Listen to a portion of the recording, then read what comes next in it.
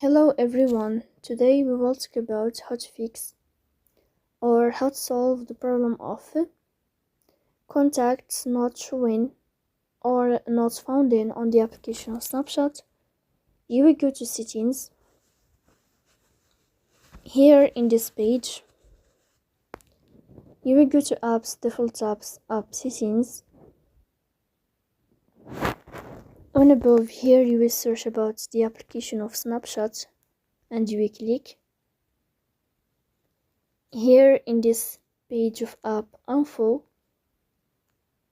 you will go to first stop and you will click OK. Here you will enter to the window of storage. Then we click on clear cache. Then we go to Play Store and you can update your app. So please don't forget to support us by like and subscribe.